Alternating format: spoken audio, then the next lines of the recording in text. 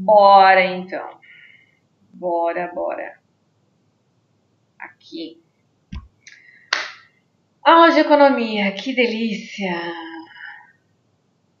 É sempre um prazer rever essa disciplina. Para empolgar vocês nessa quinta-feira, essa disciplina maravilhosa que eu adoro. Aprendi a gostar, tá? Depois de dar essa disciplina, acho que umas 6 vezes aí, mais ou menos, aprendi a gostar dessa disciplina. Acho que eu comecei a gostar dela na terceira vez que eu fui lecionar essa disciplina, foi quando eu comecei a gostar, comecei a entender de fato. Porque não é fácil, já adianto para vocês. A unidade 1 é bem legal, é tranquila, é show de bola. Entrou na unidade 2 e na unidade 3, ela começa a ser muito mais complexa. Ela entra bem na parte teórica mesmo da economia,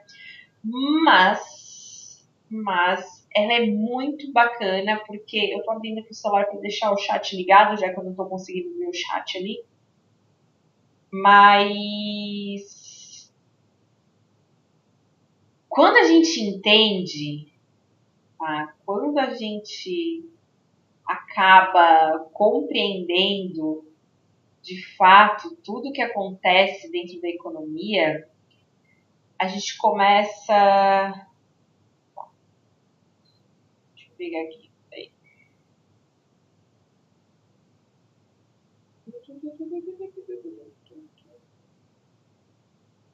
Pronto, estou aqui com o chat agora ligado no celular. Qualquer coisa eu já sei que posso olhar ali, já que não está aberto aqui no computador.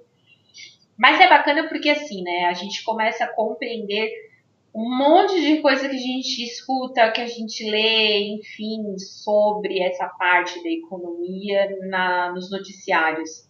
Porque, na verdade, a gente vai aprender o básico. A gente vai entender o que é oferta, o que é demanda. Nós vamos entender o que é economia elástica e inelástica. Por que tem essa mudança de preço? Por que tem essa elasticidade de preço no mercado?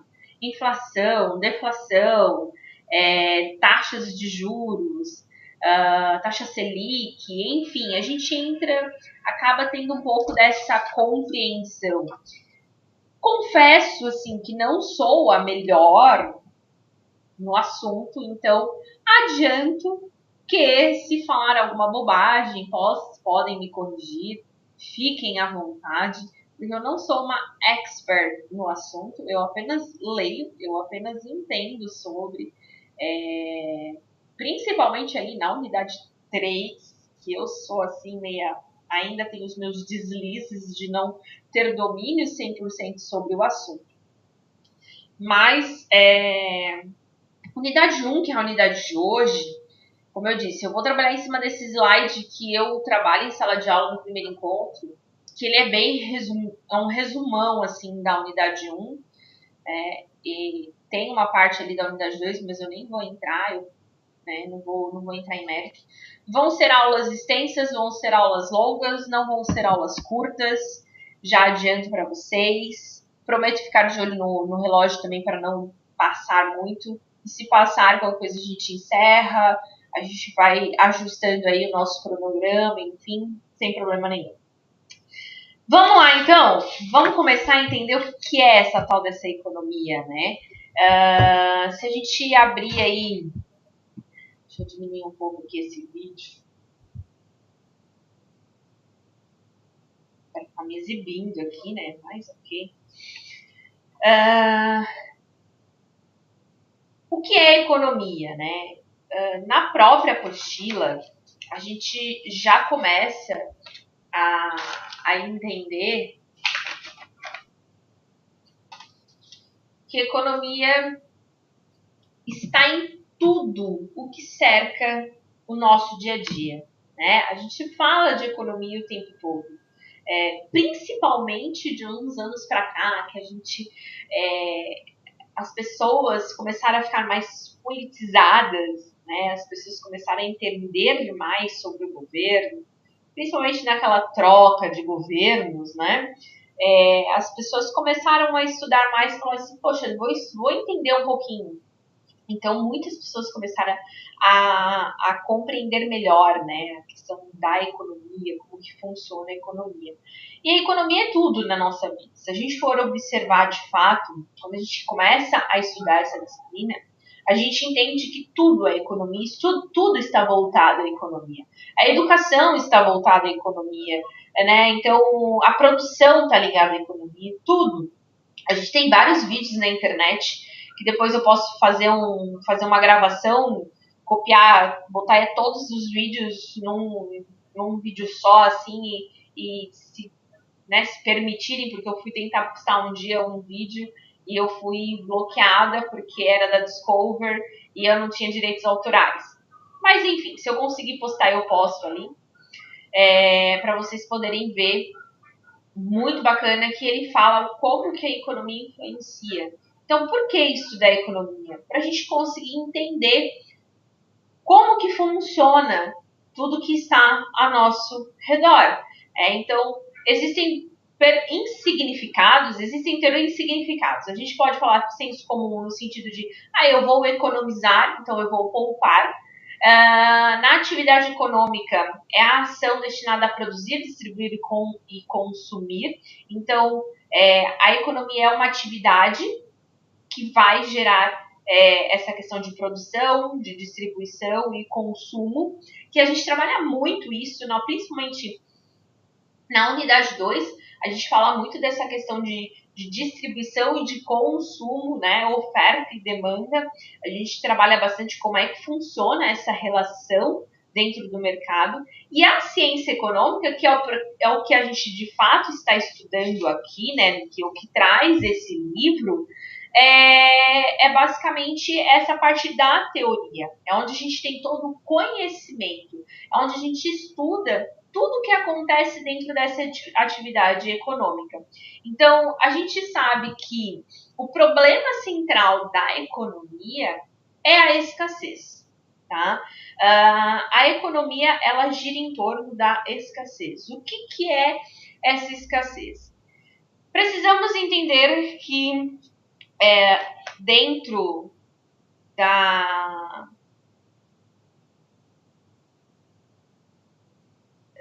deixa eu só voltar um pouquinho para cá. Quando a gente ainda fala de economia, que até a própria apostila, ela traz na página 5 um conceito que eu não queria deixar passar.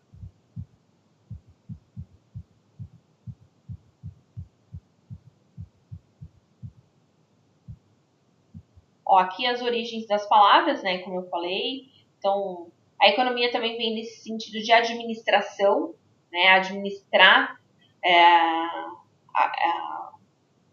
o dinheiro, né, administrar, fazer essa administração da casa, administrar o dinheiro da população. Então, a economia como ciência econômica, ela vem para entender que os recursos são escassos, que é o que a gente vai explicar nessa questão da escassez. A ciência econômica procura estudar uma sociedade, como a sociedade se organiza e de que forma administra seus recursos que são limitados, que têm um fim como um propósito de produzir bens e serviços para atender às necessidades de toda a população, que são ilimitadas. Então, aqui a gente começa a entender justamente esse conceito de escassez, que é o problema central da economia. Então, esse problema, a ciência, é o que nessa questão da escassez, é o que a economia estuda. A economia vem estudar por que as coisas ficam escassas? Por 2 motivos, por 2 razões muito essenciais. Primeiro, que está em azul ali, necessidades humanas ilimitadas. Nós, enquanto seres humanos, temos necessidades ilimitadas, ou seja, nós nunca estamos satisfeitos. Nós sempre queremos mais, nós sempre buscamos mais. Óbvio, né, que a gente estuda isso aqui no livro, a questão do que é saciar. Óbvio, se eu comer um biscoito, legal, gostei. Mas eu quero comer outro, eu quero comer o terceiro. No terceiro eu já vou começar a falar que já tudo bem. E eu como o quarto, pronto, já estou saciado. Então, a gente pode falar que as necessidades humanas são ilimitadas? São ilimitadas, porque sempre tem a questão de desejar mais. Porém, dependendo do consumo, a gente chega uma hora que vai estar saciado para. Mas o que vai acontecer? Passei aquilo, eu vou querer consumir novamente. Então, me passou a fome, eu vou lá e como mais bolacha, como mais biscoito, dependendo da região, ou é bolacha, ou é biscoito, enfim, não vamos entrar nesse mérito. Mas a gente precisa entender que a gente nunca vai estar satisfeito 100%. Porque a gente tem necessidade de fome todo dia. Nós temos necessidade de beber água, refrigerante, suco, que seja. Nós temos necessidade de roupas. E as roupas, querendo ou não, chega uma hora, por mais que a gente tenha criatividade para poder customizar, fazer uma costurinha daqui, uma costurinha de lá, chega uma hora que a gente precisa consumir. Então, essa questão do consumo, a gente é do comportamento humano, a gente querer consumir sempre. Só que o que acontece? Do outro lado da moeda, existe o tal do recurso produtivo, que esse é limitado. Que se a gente parar para poder observar, mas a gente tem alguns recursos naturais que são considerados ilimitados. Água, ar, o solo, enfim, a terra, né? Mas espera aí, a gente também não pode generalizar, né? Porque como a gente falou lá na disciplina de Sociedade e Meio Ambiente, o ar é ilimitado, mas se a gente poluir, ele não vai ser mais útil do jeito que ele é. Né? Então, os recursos, eles têm um limite. Os recursos, eles têm... Fiquei engalhado. Os recursos, eles têm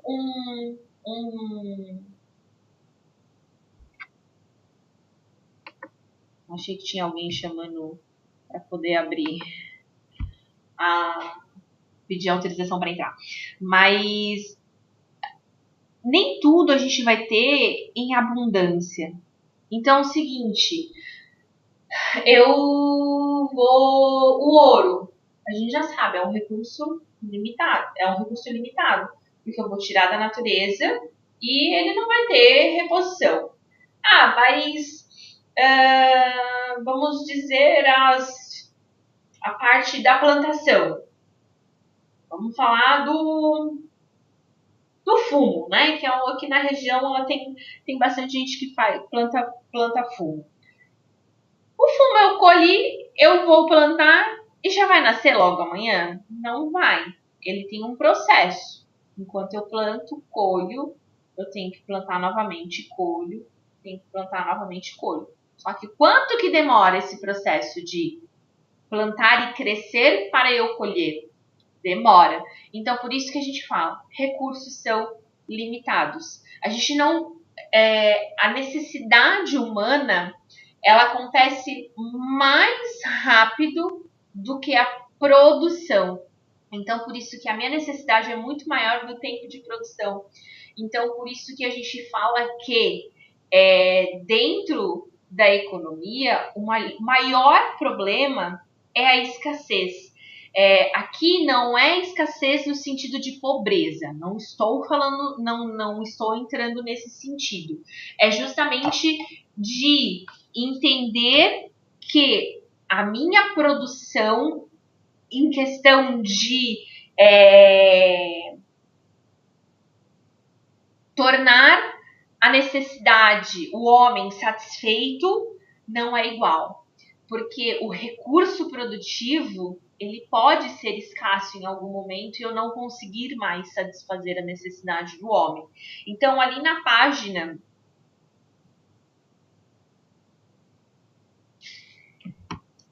Deixa eu ver se a apostila está dando as mesmas páginas que a 6 e 7, tá? Na página 6 e na página 7, ele basicamente vai explicar tudo isso, né? E a gente também tem que entender o que é necessidade e o que é desejo. Necessidade é aquilo que eu tenho, que eu preciso para poder sobreviver. Alimentação, moradia, saúde, educação, a minha vestimenta. E o desejo é o desejo de ter aquele produto com a determinada marca, né? O celular da última geração, como ele coloca ali, já é um desejo. Não que eu preciso daquela marca para poder sobreviver. É igual a gente trabalhou muito isso na disciplina de marketing, por exemplo, né? Então, a gente precisa entender que escassez significa que um determinado produto ou serviço não tem disponibilidade ampla no mercado. Quer dizer, não consegue se produzir um determinado bem para todas as pessoas. E se ele é escasso, possivelmente o seu preço é mais elevado e nem todas as pessoas poderão comprá-lo.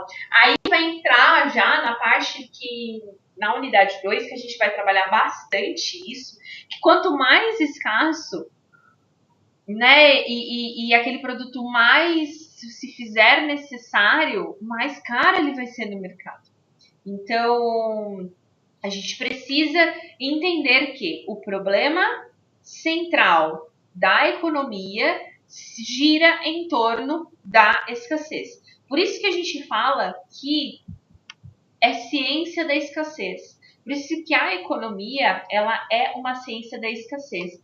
Então, a gente precisa entender, os nossos recursos são limitados. Os nossos recursos que nós temos são todos com prazo para poder encerrar, para poder acabar. Conceito de economia. Em função dos recursos escassos,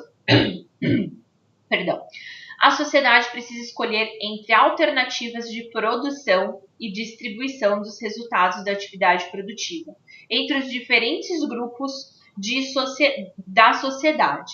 Então, a gente, na verdade, precisa, né, entender para quem que nós vamos produzir, como nós vamos produzir, de que forma nós vamos produzir. Então, entender qual que é a necessidade da minha população é basicamente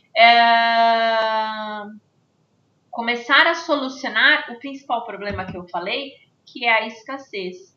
Né? Então, a economia não gira em torno da produção, da distribuição e do consumo. Então, a gente tem que equilibrar esses três fatores dentro da escassez. Necessidade econômica, as necessidades básicas para a sobrevivência, alimentação, vestuário e habitação, como a gente havia falado.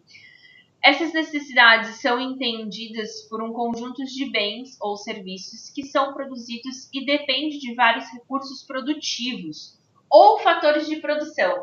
O que é fator de produção? Isso já vai estar lá na página 11, né? A gente tem os recursos produtivos, os nossos fatores de produção, quando a gente começa a compreender que para a gente produzir, para entender aquela questão da produção, distribuição e consumo, tudo isso gira em torno desses fatores, desses recursos produtivos, que são a terra, o trabalho, o capital, a tecnologia e a capacidade empresarial.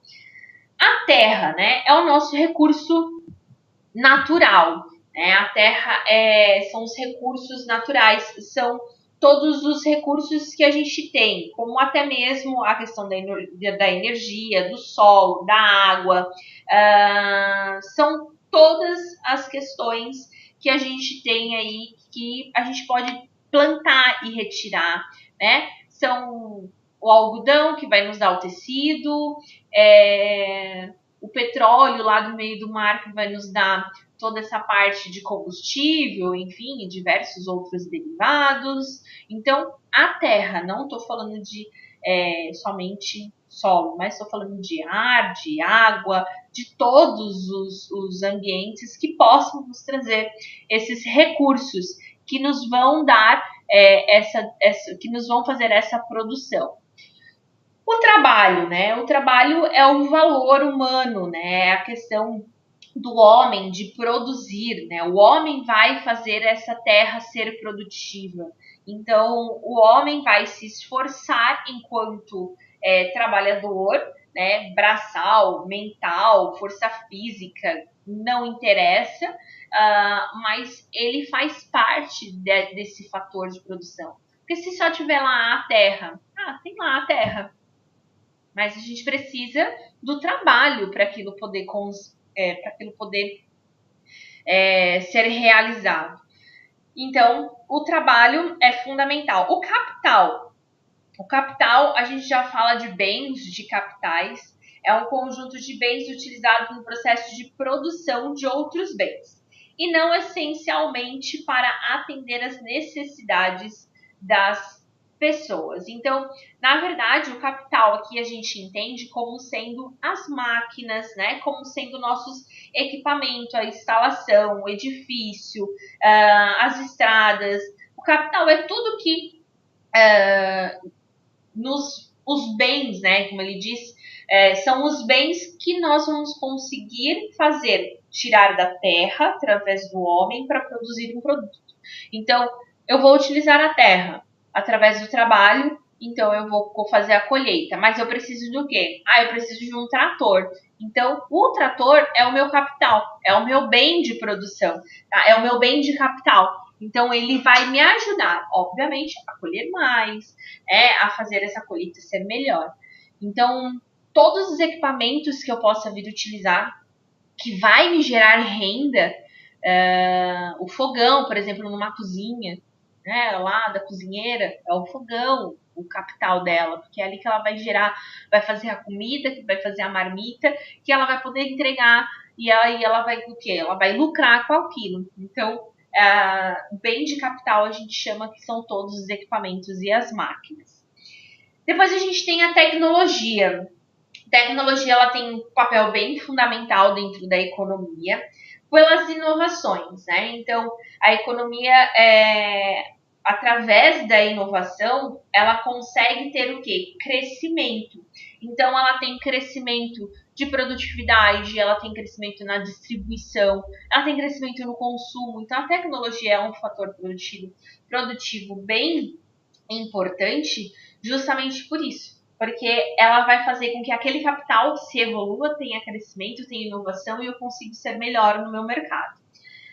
E a gente tem a capacidade empresarial. Este fator de produção consiste na capacidade empresarial no saber fazer do empresário que exerce atividades em funções fundamentais no processo produtivo, pois é o empresário quem organiza todo o processo de produção e assume os riscos da produção dos bens e serviços que propõe-se a atender, restando em lucros ou perdas de seu investimento. Então, a capacidade empresarial é basicamente como que o empresário enxerga o mercado, né? O quanto que ele consegue fazer aquele negócio girar, lucrar, enfim, o quanto que ele consegue produzir, distribuir e fazer com que o consumidor consuma o teu produto.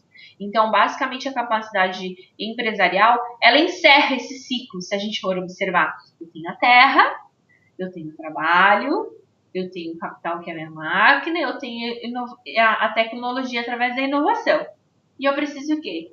De algo que vá gerenciar isso, que é o que vai saber fazer tudo isso, que é a capacidade empresarial, que são as empresas. O que gera a economia?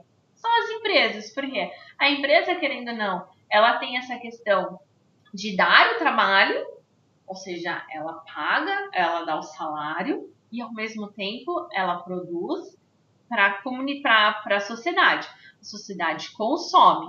E aí, isso eu vou explicar também mais adiante, que a gente também trabalha essa questão dos ciclos.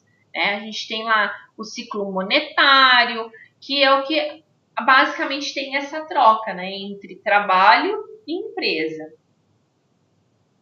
Então, pessoal, olhando aqui na apostila,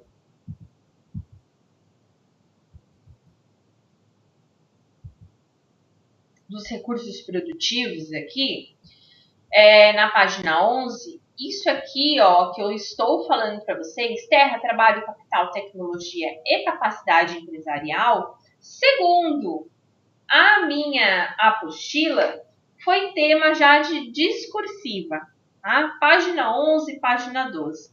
Explicar justamente quais eram os recursos, quais são os recursos produtivos, quais são esses fatores de produção da economia. Que são esses daí? E aí, já sabe, anota aí dentro no caderno de vocês, que é algo que já caiu em prova discursiva.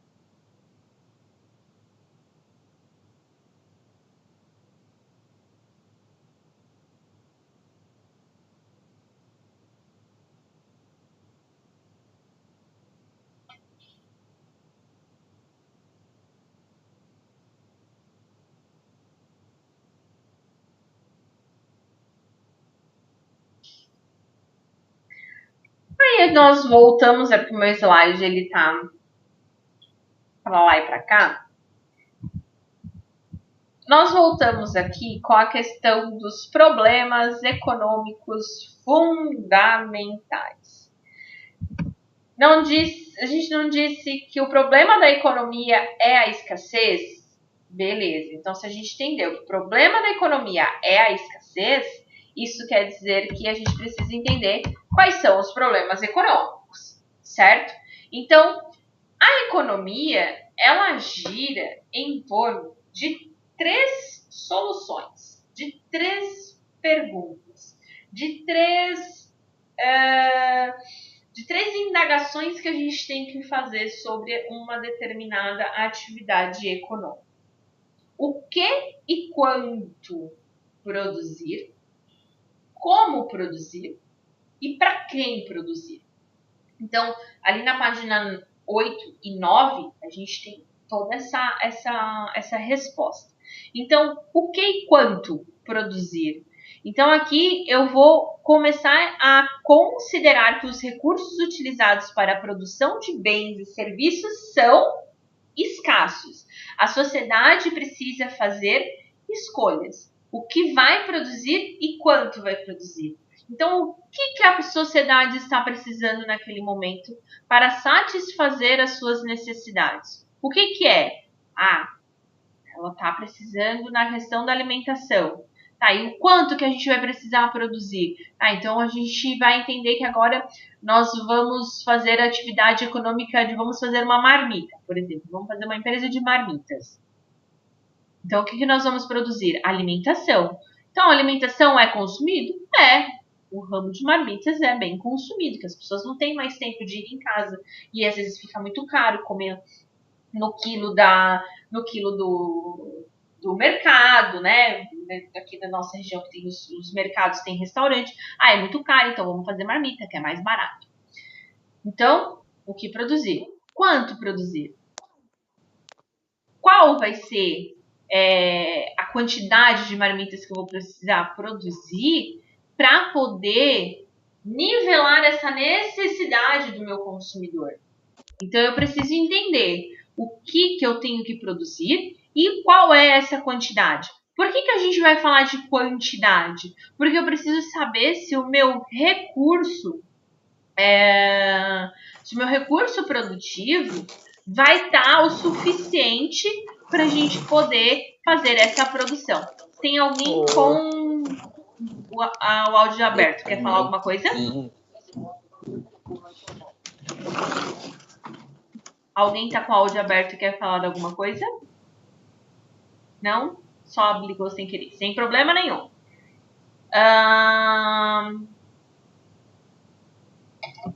Continuando aqui. O porquê de entender o quanto produzir? Justamente por entender que os recursos produtivos são limitados.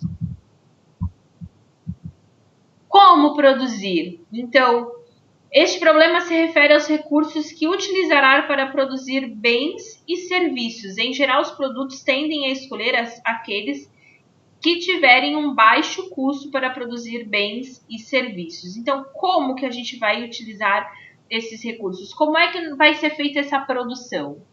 Como é que vai ser feita essa distribuição? Como vai se dar esse consumo dos meus clientes? Então, quais são os recursos que eu vou precisar para fazer aquela produção, do quanto produzir? E aí, por fim, para quem que eu vou produzir? Então, qual vai ser a parcela da sociedade que eu vou atingir? Quais vão ser as pessoas que vão estar envolvidas nessa atividade? Então, aqui ele até coloca na apostila, neste ponto se leva em conta as rendas dos indivíduos. Então, qual é a classe social que eu quero atingir? Eu quero atingir uma classe social mais baixa, uma classe social mais alta? Eu vou precisar entender. E aí, dentro da própria apostila, ela fala sobre bens e serviços, né? Que existem os bens livres e os bens econômicos. Os livres são que têm a quantidade ilimitada, né? A gente consegue consumir à vontade. Os bens econômicos, a gente, na verdade, precisa de um esforço para poder obter esse produto, então tem um determinado preço, por isso bem econômico. Existem bens materiais e bens imateriais. O material é aquele que a gente considera tangível, que a gente toca, né? Como são os exemplos dos alimentos, as roupas, e o imaterial, que seria o serviço, eles já são intangíveis, que a gente não consegue tocar, né? Bens de consumo e bens de capital. Bens de consumo são aqueles relacionados à satisfação das necessidades humanas. São considerados não duráveis, porque automaticamente, né, a gente vai abrir e vai consumir, a gente utiliza, desaparece a partir do momento que a gente o consome.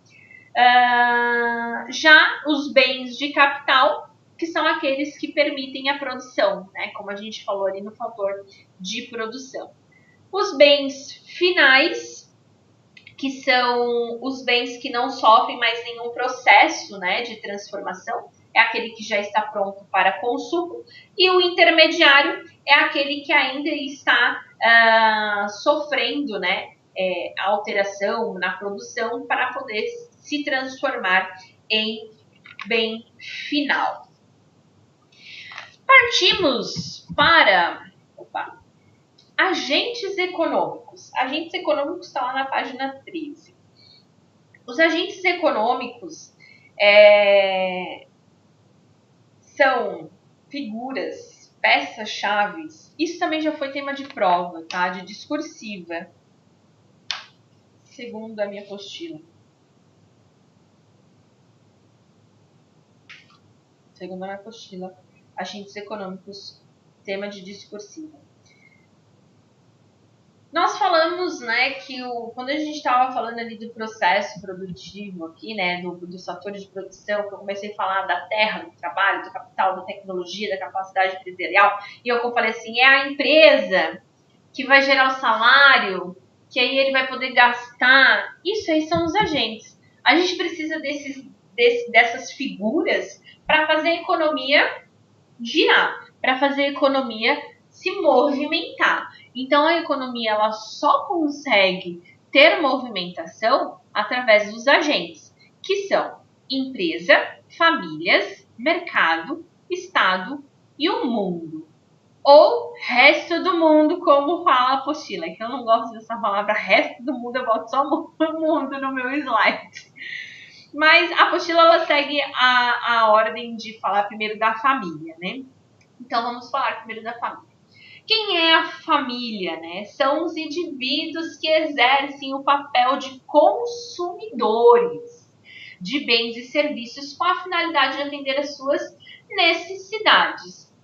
Mas também a família não só tem papel consumidor, mas a família também pode oferecer um fator de produção que é a sua mão de obra. Então, a família ela tem dois papéis muito importantes dentro da economia. Primeiro, consumir. É a família que consome, é a família que vai pegar o dinheiro, vai pagar e vai consumir. E segundo, é a família que vai fazer a produção acontecer, porque ela vai vender a sua mão de obra em troca de um salário. Então, ela vai ter a sua mão de obra, vai receber o salário. Então, a família tem dois papéis: consumir e produzir como fator de produção. Empresa. A empresa, ela também, né, considerado um fator de produção em dois sentidos também. A empresa, ela é vista como a parte que vai produzir, distribuir tudo o que a sociedade necessita. Então, ela que vai ser esse bem de produção.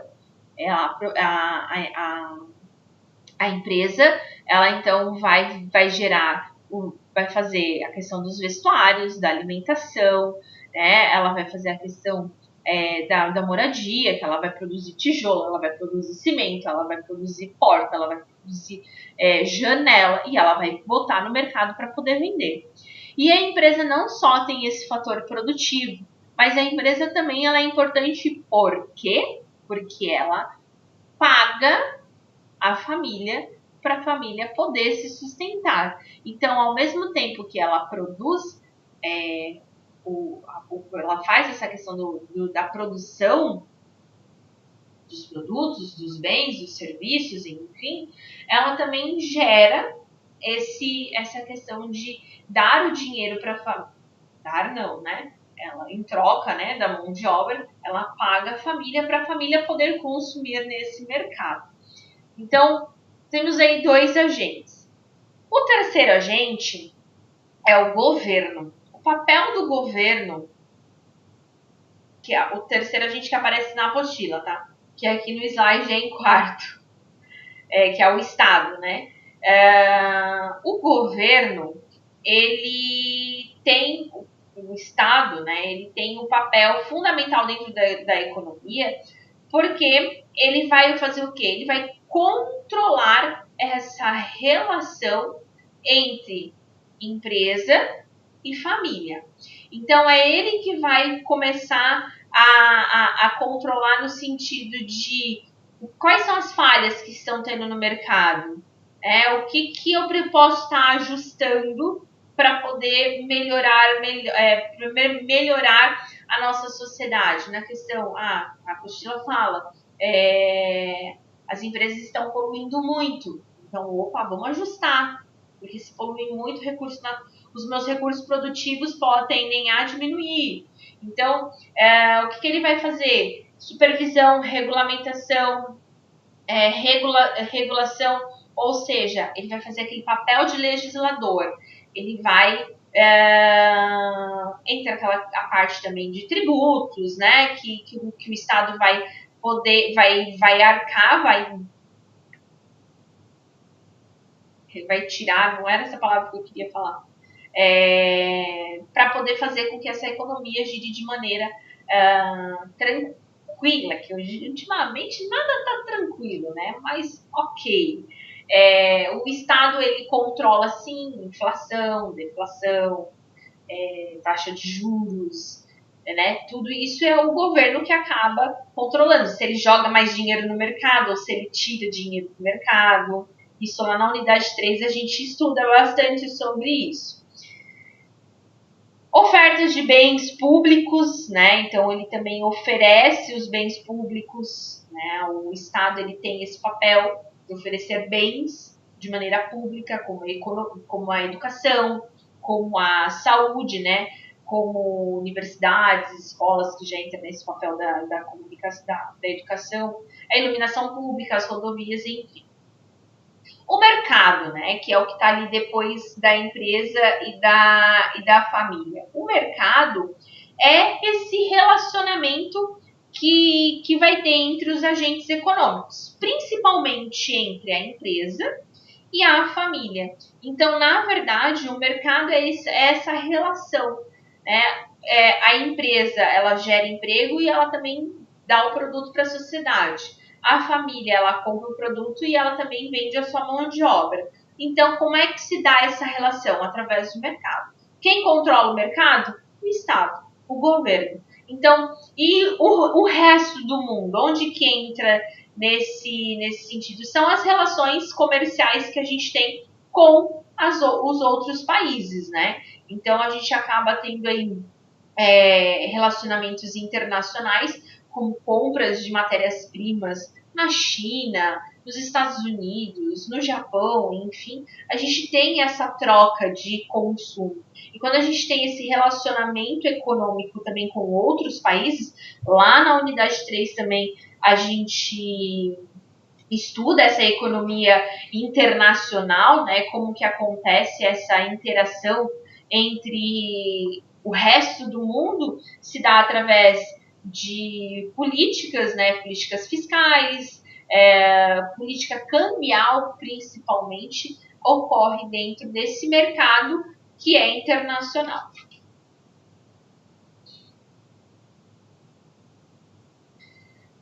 Então, ele coloca aqui que a economia ela é dividida em duas grandes teorias, né? Então eu vou passar um pouco aqui para frente, que na verdade isso já a gente consegue. Ela é dividida em macro e microeconomia, tá? A microeconomia está lá na página 16 e 17.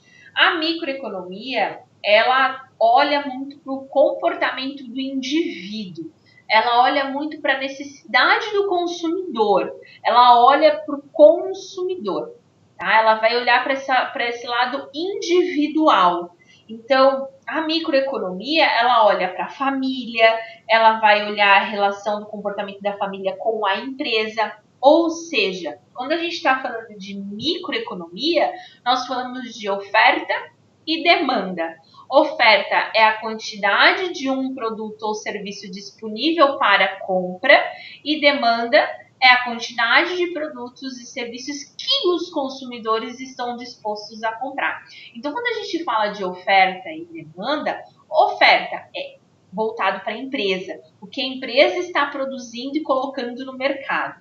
E quando eu falo de demanda, eu falo de consumidor. O que o consumidor quer comprar? O que o consumidor deseja ter? Então, a gente observa dentro da microeconomia o comportamento desses dois fatores, da oferta e da demanda.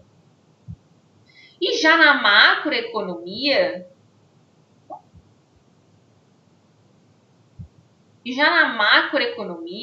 nós vamos ter um olhar mais global, né? Nós vamos olhar a economia como um todo. Eu não vou mais olhar somente o indivíduo, a família, o consumidor, a empresa. Não, eu vou olhar o mercado. Eu vou olhar as políticas econômicas, eu vou olhar o que acontece não só no meu país, mas no resto do mundo. Então, são esse olhar mais global, a economia como um todo. O que eu vou observar nisso? Eu vou observar taxas de juros, os salários, taxa de câmbio, a produção, o nível dos preços, do desemprego. Então, eu vou olhar políticas econômicas dentro da macroeconomia. Eu vou olhar para a política fiscal, para a política monetária, para a política cambial, comercial, para a política de rendas. Com o objetivo de quê? Fazer estabilidade de preço, alto nível de emprego, distribuição de renda e crescimento econômico. Então, basicamente, a macroeconomia, que tem esse olhar global, ela olha para esses dois fatores. A macroeconomia olha para a política econômica de modo geral, e a microeconomia, ela olha para o consumidor, ela olha para o indivíduo, ela olha para a empresa. Passei um monte ali e volto aqui. Aí nós falamos, dentro da apostila também, de sistemas econômicos. Sistemas econômicos são os modos... Sistemas econômicos são os modos, as formas pelas quais as sociedades resolvem os problemas econômicos. Então, dependerá da organização econômica de cada país. Então, cada país tem uma forma de resolver os seus problemas, né? Então ele coloca lá, o conceito básico em uma economia é o sistema econômico. Este pode ser definido como a forma na qual a sociedade se organiza nos termos econômicos e sociais para desenvolver as suas atividades econômicas e produtivas para atender às demandas e às necessidades da população. Então, existe lá, né, todo esse mercado, empresa, família, mercado e o tal do Estado, do governo. Quem é que dita o sistema econômico? O governo, o Estado. Então, o Estado é que vai ditar como, ele que vai ditar as regras de como esse mercado vai funcionar. Professora, como assim? Existem dois tipos de sistemas econômicos: o sistema capitalista e o sistema socialista. O sistema a gente chama, né, de capitalista, a gente chama de sistema de mercado. E o socialista nós chamamos de economia planificada. Então, economia de mercado é o capitalismo e economia socialista a economia planificada é a socialista. O capitalismo, ele não tem interferência, né? Ele não interfere 100%, né? No mercado. Ele deixa o mercado, o próprio mercado, reger as regras, organizar. Já o socialismo, não. O socialismo não tem essa do Estado, do governo não interferir. No socialismo, o Estado ele vai interferir em todos os momentos, tanto da produção, quanto da distribuição, como no consumo. O Estado é dono de tudo, né? Ele que acaba modificando. É dono de todos os fatores de produção. Então, a gente tem lá na apostila, né, os dois sistemas, e o primeiro que aparece para a gente é o sistema capitalista, e que gira em torno, né,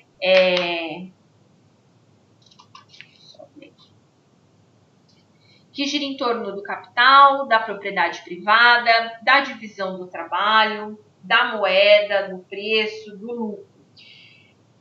O sistema capitalista ele já caiu em prova pela minha apostila aqui na página 24 e 25 ali. Então, o sistema capitalista ele tem a economia regida pelo mercado. Então, o mercado que vai definir como é que vai ser essa lei da oferta e da demanda, essa troca entre família e empresa. O governo interfere só em casos de crise. Então, o governo ele vai interferir, se a gente for observar na situação em que nós estamos vivendo, quanto que o governo vem interferindo nessa parte do mercado, né? Liberando dinheiro, né? A questão do liberar o seguro emergencial, porque as pessoas estavam ficando desempregadas, não tinha dinheiro para poder consumir. Então, o que acontece? Libera dinheiro para o povo. Se eu libero dinheiro para o povo consome. É basicamente isso. Lá na unidade 3, a gente acaba entendendo um pouco mais sobre. Os preços do sistema capitalista são sempre determinados pela força do mercado, pela demanda, ou seja, pela minha procura. Quanto mais eu tenho pessoas procurando, mais esse preço tende a querer aumentar. As empresas buscam a questão do lucro, por isso a atividade econômica é baseada na produção. A separação do trabalho, existe a separação do trabalho e do capital, do trabalhador e do capitalista. O trabalhador é aquele que vai oferecer a força através do salário, e o capitalista é o proprietário do meio da produção. Algumas características são a propriedade privada, onde existe, né, esse dono capitalista, Livre iniciativa, direito de realizar a produção e do indivíduo. Então, as pessoas tendem a produzir o que elas acharem necessário de acordo com o mercado. A divisão do trabalho, especialização da mão de obra, agilidade. Quanto mais agilidade, mais produtivo acaba sendo. E a moeda como meio de troca, que faz a moeda não só ser como meio de troca, mas uma geração de lucro também. E aí depois a gente tem ali a economia socialista, o sistema socialista, que é também considerado a economia planificada, né? Que a gente tem aí exemplos de Cuba, Coreia do Norte e Myanmar, né? Que foram as que eu consegui, que eu achei ali como possuir esse sistema. A gente sabe que a boa parte do mundo exerce o sistema capitalista, né? E a minoria exerce o sistema socialista. Então, o sistema socialista é uma economia planificada, ou seja, centralizada, regida pelo Estado. Responsável, então o Estado é responsável por essa economia. Então, dentro desse sistema, existe determinação dos preços por meio do governo. Então, o governo que vai determinar qual é o preço que aqueles produtos vão ter dentro do mercado. O governo é dono do fator de produção, então ele é dono da terra, ele é dono da empresa. Os equipamentos, as máquinas, a matéria-prima, a terra, é tudo do Estado, pertence ao Estado. As empresas como escolas, hospitais, bancos, indústrias, são todas estatais. A propriedade privada é apenas para os meios de sobrevivência. Então, a gente entende aí como sistema socialista, onde que governo determina preço, determina distribuição. Governo que determina o que vai ser distribuído. Né? Os preços e a organização da produção também. Então, o que a gente consegue fazer de comparação? A comparação que a gente faz entre um e outro. Capitalismo. O governo só interfere se for necessário. Quem rege tudo é o mercado. O empresário, o consumidor, a empresa, a família. Eles que vão fazer esse mercado acontecer. Já o socialismo, o governo está ali o tempo todo, mostrando, o preço tem que ser esse, a forma de produção tem que ser essa, o consumo do nosso país tem que ser esse. Por isso que a gente vê, né? Coreia do Norte são aquelas pessoas que seguem, né? Porque é mais comum, né? A gente vê passar bastante essa questão da Coreia do Norte, a gente consegue ver que é tudo muito centralizado, tudo muito rígido ali. Diferente, obviamente, da economia socialista da Cuba, né? Escravidão, né, professor? Então, oi? Escravidão, na verdade. Podemos dizer que sim, né? Porque o governo vai fazer tudo do jeito dele, então, e as pessoas simplesmente vão falar amém. Não deixa de ser, né? Se a gente for observar lá na Coreia do Norte, quando os coreanos vão andando e passam lá pela figura lá do louco, eles têm que baixar a cabeça, né? Então, uma certa forma é uma escravidão, né? Mas se a gente for observar, comparar os dois sistemas, o sistema socialista em países diferentes, se a gente observar Coreia do Norte com Cuba, é o mesmo sistema, mas a gente consegue ver muitas diferenças entre os dois países, né? Mas a apostila, eu acho o máximo. A apostila, eu acho o máximo essa charge aqui.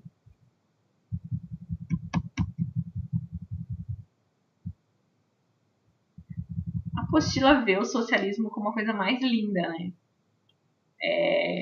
As pessoas sorrindo, maravilhosas, e o capitalismo sendo uma coisa bem, né, opressora e tudo mais.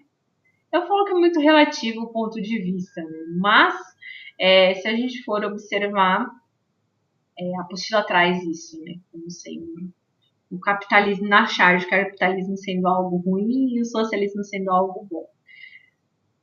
Não vejo por esse lado, eu vejo mais pela questão mesmo de mercado funcionar. Existem algumas sociedades que vivem em economia mista, né, que tem partes que o Estado faz a produção, em parte o setor privado. Né? Então tem políticas, tem economias que acabam indo para os dois lados.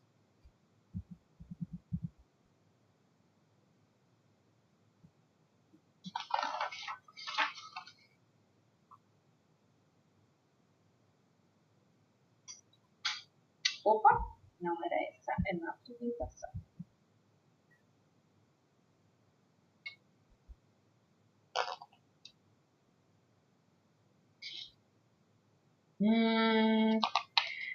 No meu slide, eu não falo de curva de possibilidade de produção, mas brevemente vou explicar o que é. Que o tópico ele é bem extenso porque ele pega um exemplo e ele acaba explicando esse exemplo como é que vai funcionar, né?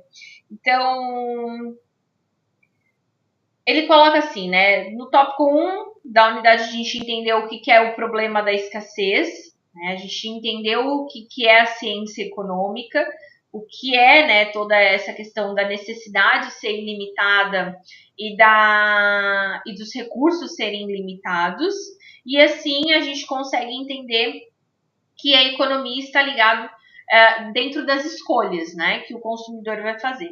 Então, deste problema surge na ciência econômica a curva de possibilidade de produção, que tem por finalidade ilustrar graficamente a escassez dos fatores de produção e da possibilidade de escolha. A curva de possibilidade de produção cria graficamente um limite para a capacidade produtiva de uma empresa, país ou sociedade. A curva de possibilidade de produção representa a capacidade máxima de produção de uma empresa ou de uma sociedade de acordo com os recursos produtivos disponíveis na empresa ou na sociedade naquele dado momento. A curva de possibilidade de produção representa uma lista de várias combinações de escolhas possíveis de bens que se quer produzir em uma economia ou em uma empresa. Veremos nos exemplos que quanto mais recursos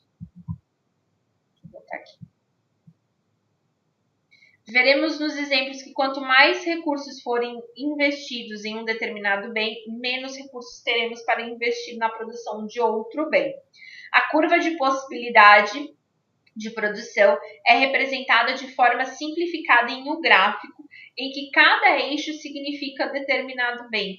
No gráfico, a curva de possibilidade de produção é representada por uma curva que une os eixos e pontos referentes às quantidades máximas e as diferentes combinações possíveis de produzir cada um. Então, aqui ele vai trazer um exemplo, mas basicamente para a gente poder entender. Eu tenho um vídeo no YouTube que explica sobre curva de possibilidade. A gente precisa entender. Uma terra, ela precisa dar um tamanho de terra, ela precisa oferecer produto o suficiente para diversas necessidades humanas. Basicamente isso. Então, eu tenho que ter cuidado com o que eu vou produzir, a quantidade que eu vou produzir da terra, o que eu vou tirar da terra, para não atender apenas uma única necessidade. Então, eu tenho que entender quais são as minhas curvas de possibilidade, a questão de desejo, de necessidade do meu consumidor. Então, o meu consumidor, ele gosta, o brasileiro, vamos dizer, ele gosta de comer mais arroz e feijão do que soja, certo? Quem come mais soja é o vegano, vamos dizer assim. Então, eu vou produzir mais arroz e feijão do que soja. Não que soja seja somente para isso. Eu sei que soja é para óleo, essas coisas nada toda. Não estou levando em consideração a isso. Eu só estou fazendo uma ilustração, tá? Arroz e feijão. Então eu tenho que produzir mais arroz e feijão do que soja. Ah, vou produzir mais arroz e feijão do que alface. Certo? Porque nem todo mundo consome alface. Mas no prato do brasileiro tem mais arroz e feijão.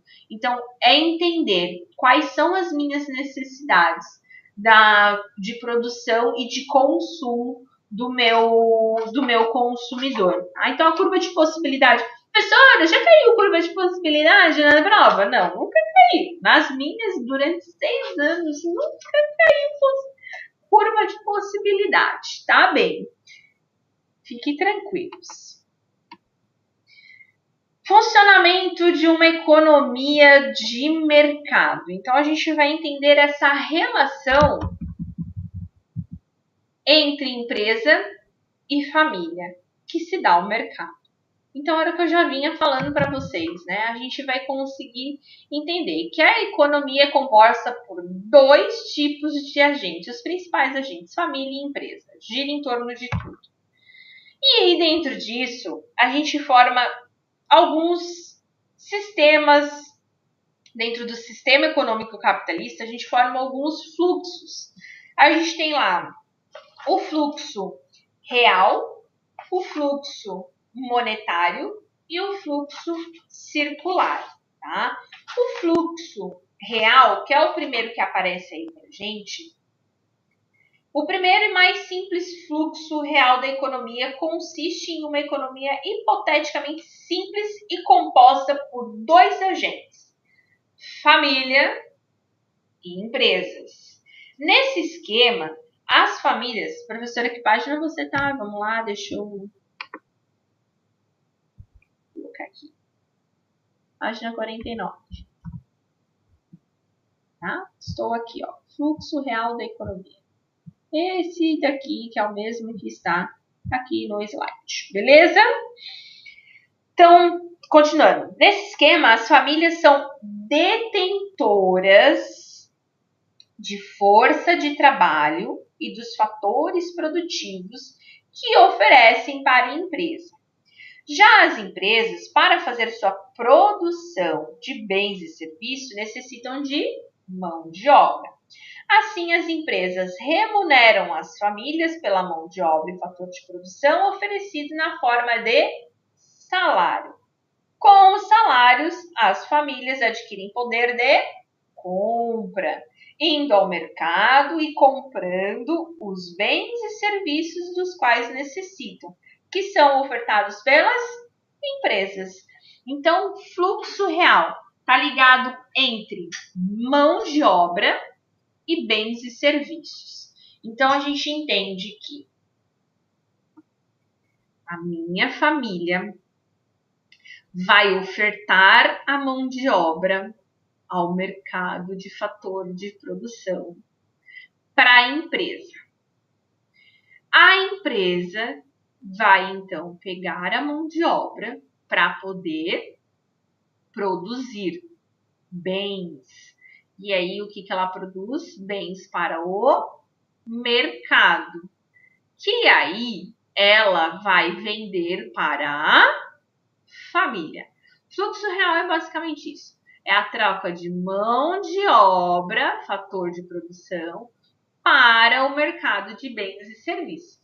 Então, eu dou a minha mão de obra para a empresa conseguir produzir, jogar esse produto no mercado e aí a família consome esse produto, certo? Fluxo real. Fluxo monetário. Vou ver se bater papo tá aqui. Alguém perguntou alguma coisa. Não, bate-papo hoje tá tranquilo. Eu escuto vibrar, eu acho que pode ser do bate-papo de vocês. Fluxo monetário. Já vou lembrar. Isso já caiu em prova. Tanto fluxo real, quanto fluxo monetário, quanto fluxo circular. Tá? Os 3 fluxos já caíram. Então, ou seja, top 4 cai na prova. Fluxo monetário. A gente já fala que é transação financeira. Isso já está até na própria apostila, né? O fluxo real é a troca de mão de obra por mercadoria, por bens, né? E o fluxo monetário já vai... Monetário, dinheiro. O que a gente está falando? Transação financeira. São todas as transações financeiras que acontecem entre os agentes econômicos. Toda vez que um serviço, ou um bem, ou uma mercadoria é passado de um agente para outro, é efetuado o pagamento por meio de moeda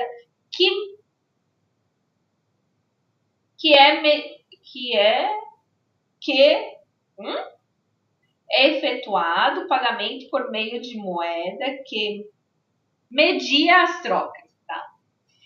É só pensar nas nossas transações diárias. Por exemplo, você trabalha para determinada empresa que no final de cada período tem o compromisso de pagar seu salário, que vem a ser sua remuneração, que lhe permite ir ao mercado e comprar os bens, mercadorias e serviços dos quais necessita. Saúde, obrigado de nada. Então, o fluxo monetário envolve dinheiro, o salário e o pagamento. Vamos lá. A empresa remunera o fator. Eita! Vai um, vai todos. Agora vem um monte de espinho. A empresa. Cadê o mouse? A empresa paga o fator de produção para a família, que a família vai consumir os bens, ou seja, vai fazer o pagamento dos bens e serviços para a empresa. Olha como o fluxo muda. Né? Aqui a gente tinha família, mercado de fator de produção, empresa, bens e serviços, família. Aqui a gente tem empresa que remunera a família para pagar os bens que volta para a empresa. Então, fluxo, diferença entre um e o outro, fluxo real é a mão de obra versus o bens e serviços, monetário, salário versus pagamento. Dentro disso, nós temos, dentro desse mercado, nós temos o sistema econômico capitalista, que é o nosso fluxo circular. O nosso fluxo circular, vou só ver se ela...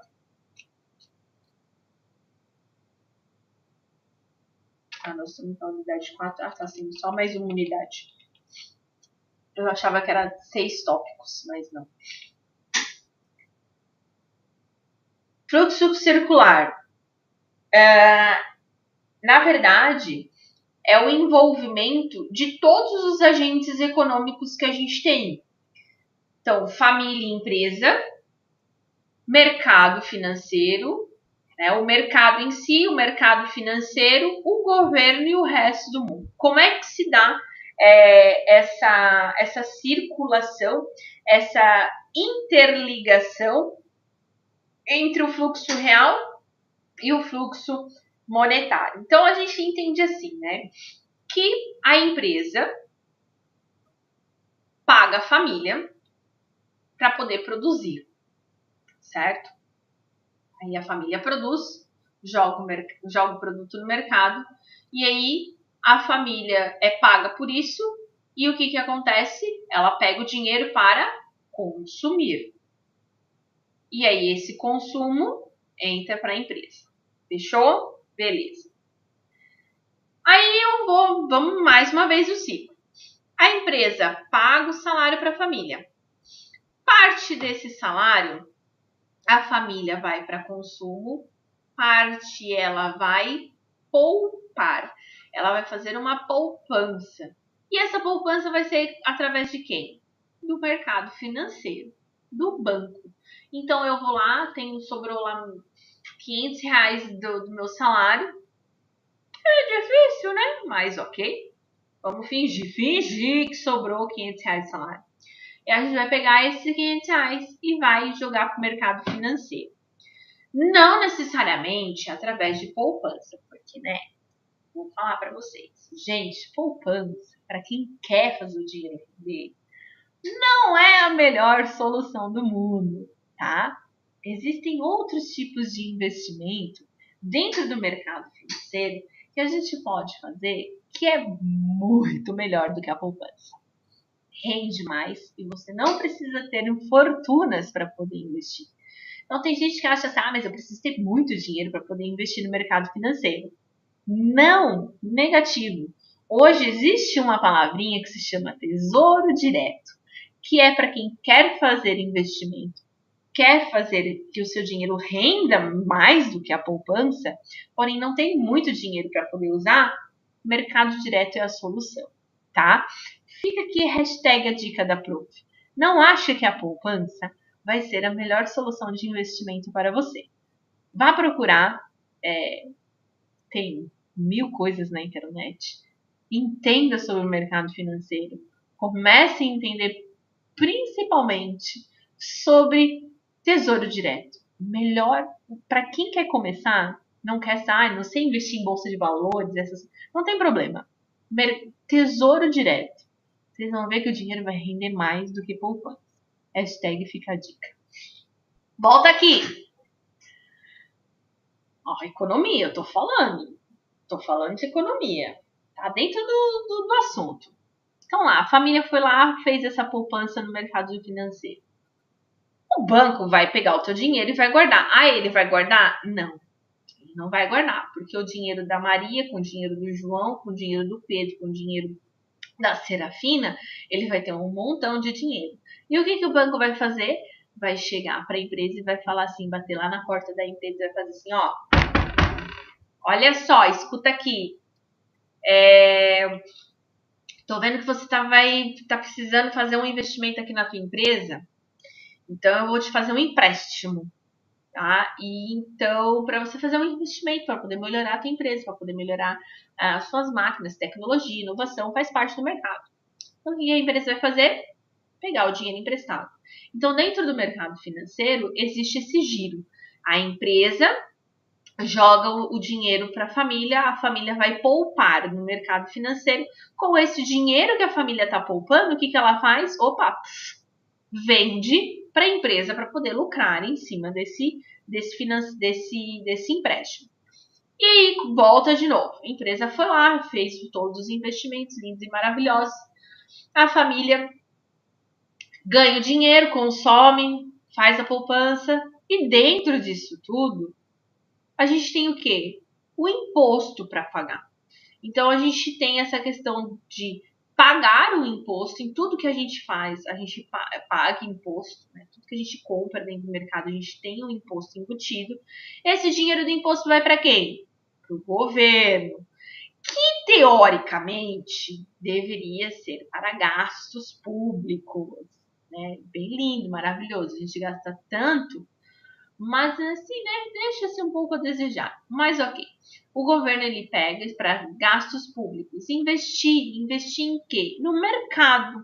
Ele vai investir numa educação melhor, porque aí quando eu tenho pessoas bem educadas no sentido de educação básica, quando eu tenho pessoas bem formadas, eu tenho uma mão de obra muito mais qualificada.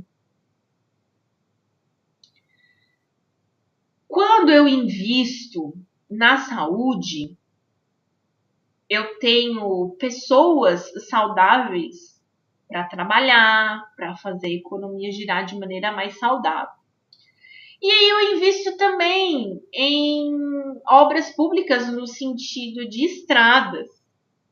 Quando eu invisto em estrada, quando eu deixo a minha estrada sem buraco, quando eu deixo a minha estrada duplicada, né? Quando eu faço a minha estrada ser uma estrada muito boa para o caminhoneiro andar e transportar a mercadoria da empresa, a empresa vai ficar feliz também.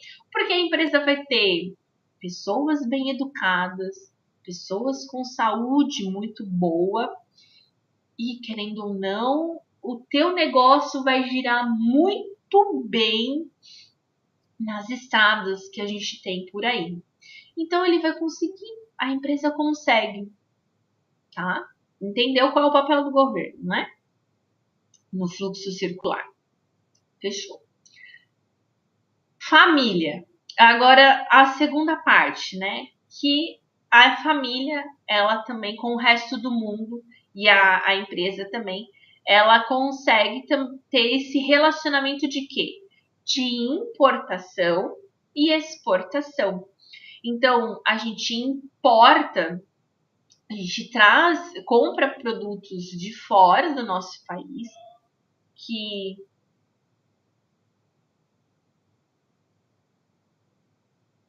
meu marido deu um de louco lá, deu um berro lá, não sei porquê. Mas ok. Gente doida, que tem nessa casa. Começa por mim. Tá tudo certo. Resto do mundo. A questão das importações. Então, quando a gente traz de fora, né? Então, a gente está comprando produtos de outros países e trazendo para nossa para dentro do nosso mercado. Isso é muito comum. E exportação também é quando a gente as nossas empresas mandam produto para fora do país. Tudo isso acontece o quê? Vazamento e injeções. O que é vazamento? Vazamento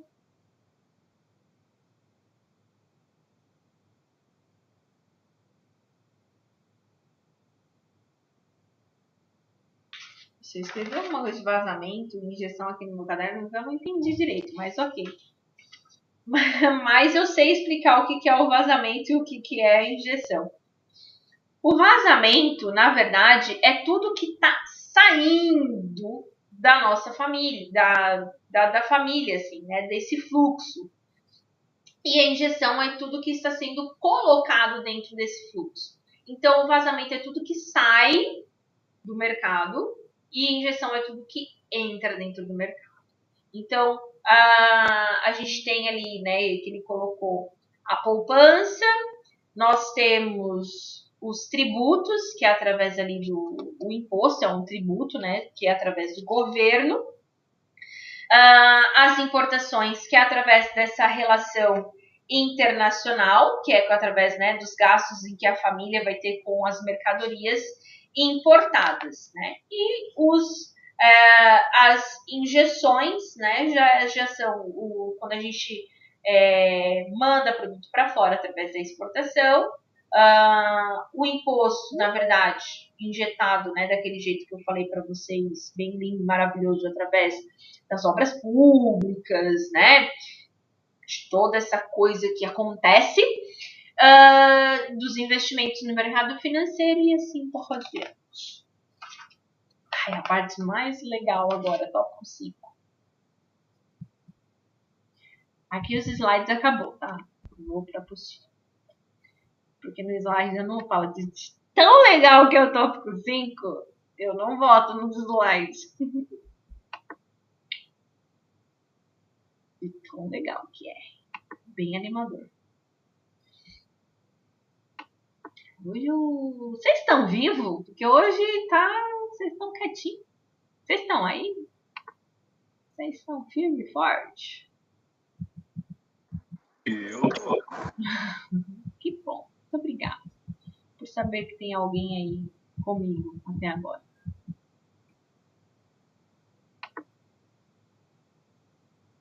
Vamos dar menor aí. Ah, que bom. Estão tudo vivo, estão tudo aí.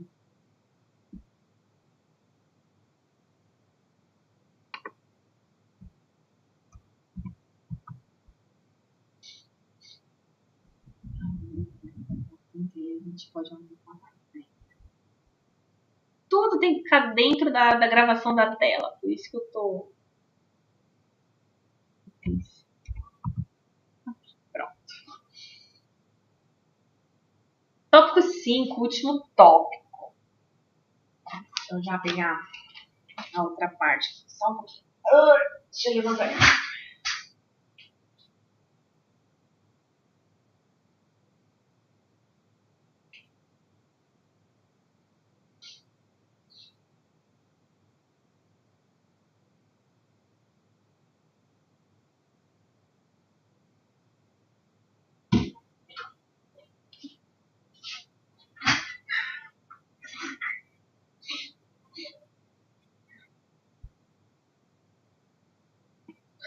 Vamos lá.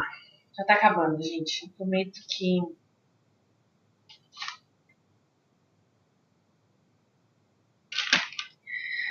que eu vou resumir. Tá? Prometo pra vocês. Top 5, pessoal. Por que eu falei que é o tópico todo, tipo, meio que zoando, assim, que é o tópico mais legal? Porque é o tópico da história mesmo. É pra gente entender como que aconteceu todo esse processo evolutivo da economia ao longo da evolução do mundo. Tá? Chega umas partes, assim, que a gente começa a entender. Quando eu falo assim, quando a gente estuda, a gente consegue conversar. E também chega uma parte assim que a gente fala de algo que se falou muito, Adam Smith, marxismo, Karl Marx, né? Muita gente falou aí de Karl Marx. Então, vale a pena a gente ler e entender. Eu não estou defendendo nada, longe de mim defender alguma coisa. Porque também tem certas coisas que aconteceram na história que a gente tem que pensar, né? Por que eu tô falando isso? Tem muita gente que defende, né, a economia de Marx. Tem muita gente que fala contra. Muita gente acha que, se o Brasil tivesse uma economia marxista e blá, blá, blá, blá, blá. Assim, a gente precisa entender quais são as filosofias, né, de cada área. É bacana você entender. Mas a gente também precisa entender que o mundo evoluiu. Né? Que a época lá do Keynes lá, por exemplo, era uma época. E a época de hoje é outra, totalmente diferente. Então não adianta eu querer, por exemplo, fazer uma economia keynesiana e não vai dar certo. Então a gente tem que entender que foram fases, foram épocas em que o mercado, principalmente o sistema capitalista, estava sendo formado ao longo dos anos. Tá? Então por isso que eu falo que às vezes em determinadas situações, quando eu dou essa disciplina, é meio polêmico, né? Mas ok. Evolução. Pré-história, né? Pré-história e antiguidade clássica. Não se pode admitir pensamento econômico até o fim da Idade Média, né? Então, dentro da pré-história, assim, basicamente dito, a gente tinha ideias bem diferenciadas, né? Do que era economia dentro, principalmente da pré-história, como é que evoluiu a economia. A gente volta lá para a disciplina de sociedade e meio ambiente, a gente até entende que foi muito à base da troca, né? Não se tinha essa noção de fato do que era o poder da moeda, né? Do valor da moeda, desse sentido do que era a questão econômica.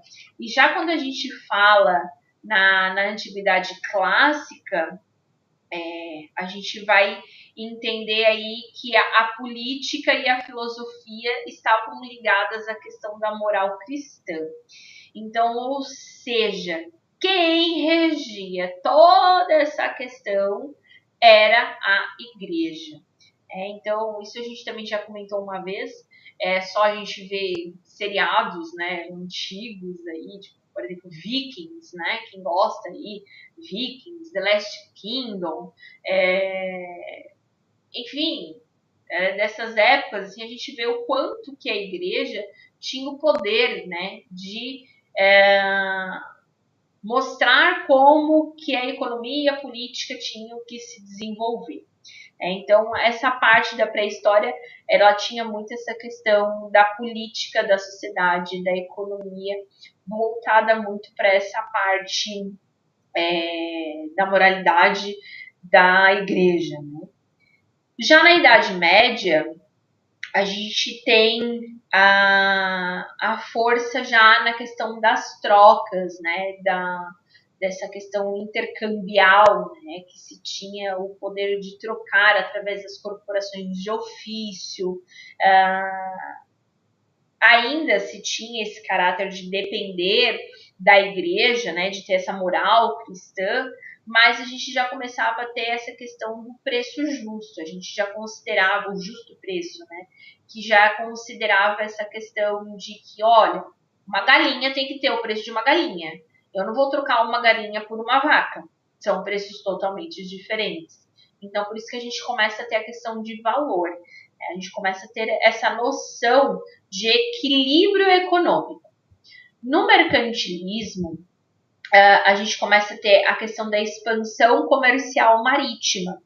Então, é quando a gente começa a ter essa noção comercial entre diversos países, né, e com diversos lugares do mundo.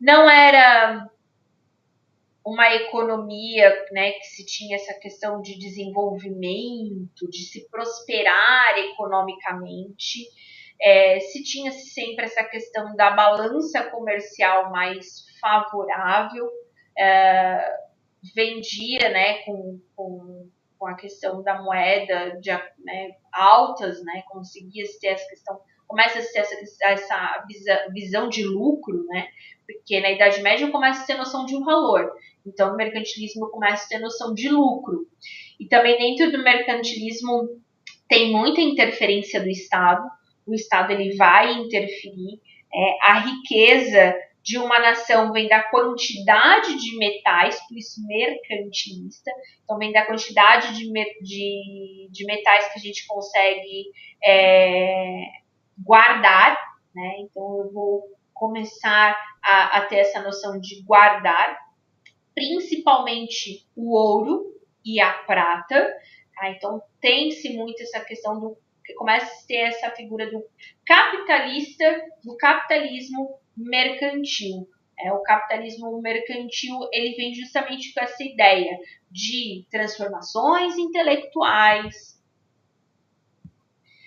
transformações religiosas, transformações de padrão de vida, de política, de transformações geográficas, transformações econômicas. Ainda se tinha uma sociedade voltada para a escravidão, porém se tinha esse quesito, né? A gente precisa ter essa questão de guardar as riquezas. O que era? Quanto mais ouro um país tinha, mais rico ele era. Então, o Estado é associado com os produtores, né? Então, o Estado tinha essa relação com tudo que se produzia no sentido de desenvolver o país. Então, o Estado ele tinha isso como quanto mais eu acumulo, quanto mais eu curto, quanto mais eu interfiro na produção. Se a gente for olhar essa era, eu adoro Black Sails, não sei como é que fala, mas eu adoro fazer essa ligação de séries, né, no Netflix. Meu marido assiste o Black Sails. É Black Sails? Acho que é. Que é o dos piratas lá. É de pirata, desse povo aí que gosta do navio aí. Que é bem nessa época. E a gente começa a olhar para essa questão da economia, de querer guardar, a gente consegue observar bastante. Então, o mercantilismo vem o surgimento de novas cidades também, e junto a isso o fortalecimento do comércio. O Estado, então, ele é um grande aliado do comerciante. Então, tem muito a intervenção do Estado no mercantilismo. Fisiocracia. A fisiocracia era uma economia mais liberal,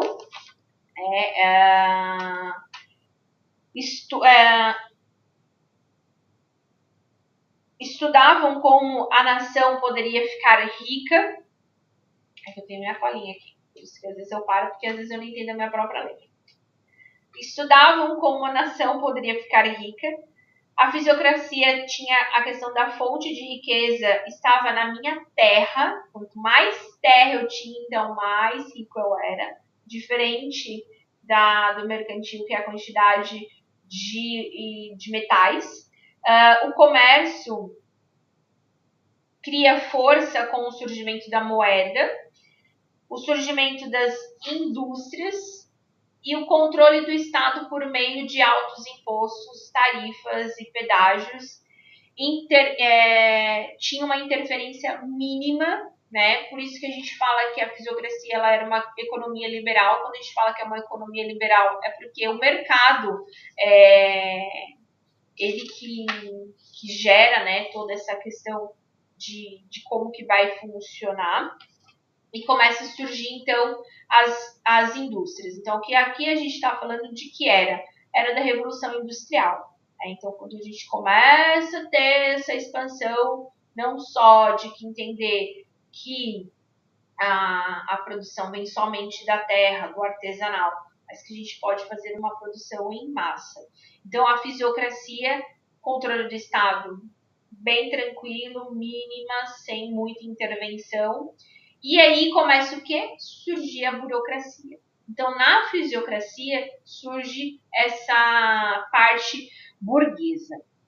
Depois a gente tem